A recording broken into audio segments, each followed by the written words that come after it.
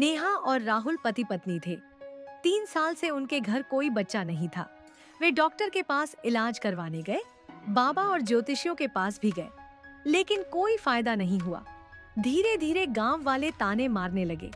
अरे कब बच्चा करोगे? अब तो बहुत समय हो गया। इसके बाद घर के लोग भी दबाव डालने लगे। अब तो बच्चा कर लो। ये बातें नेहा के दिल को चुभने लगी। वह अंदर ही अंदर टूटने लगी थी। राहुल भी परेशान था, लेकिन कुछ कर नहीं पा रहा था। एक दिन उनके घर एक गुरु आए। उन्होंने दोनों से कहा, नवरात्रि शुरू हो रही है, उपवास रखो, गरीब बच्चों को खाना खिलाओ और 9 कन्याओं को भोजन दो। सच्ची भक्ति से माँ दुर्गा प्रसन्न होंगी और आपकी मनोकामना पूरी होगी। नेहा और राहुल ने पूरे विश्वास के साथ उनकी बात मान ली। नवरात्रि के दिनों में उन्होंने उपवास रखा और गरीब बच्चों तथा 9 कन्याओं को भोजन खिलाया। जैसे ही वे भोजन करा रहे थे, एक छोटी सी बच्ची सफेद रंग की सूट पहने नेहा के पास आई और बोली, तुम्हारी मनोकामना जरूर पूरी होगी। इतना कहकर वह बच्ची अचानक गायब हो गई। नेहा ये देखकर हैरान रह गई। उसकी आंखों से आंसू बहने लगे। उसने यह बात राहुल को बताई। राहुल भी यह सुनकर खुश हो गया। दोनों ने माँ दुर्गा के चरणों में गिरकर धन्यवाद दिया।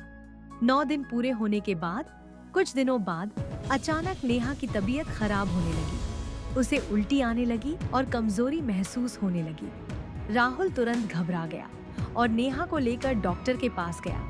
डॉक्टर ने कुछ टेस्ट किए और रिपोर्ट आने के बाद मुस्कुराते हुए कहा कि नेहा माँ बनने वाली है। ये सुनते ही नेहा और राहुल की आंखों में खुशी के आंसू आ गए। दोनों एक दूसरे को देखकर मुस्कुराने लगे, जैसे उनकी सारी मेहनत, भक्ति और इंतजार आज सफल हो गया हो।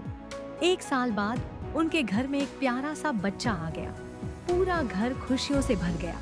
नेहा और राहुल ने अपने बच्चे को गोद में लिया और मंदिर गए। वहीं उन्होंने एक बार फिर से 9 कन्याओं को भोजन खिलाया। राहुल ने धीरे से कहा, माँ ने सच में 1 साल के अंदर हमें हमारा बच्चा दे दिया। हमारी झोली खुशियों से भर दी। माँ के घर देर है लेकिन अंधेर नहीं। सीख, सच्ची भक्ति, धैर्य और सेवा का फल जरूर मिलता है। माँ दुर्गा कभी अपने भक्तों को खाली हाथ नहीं लौटाती।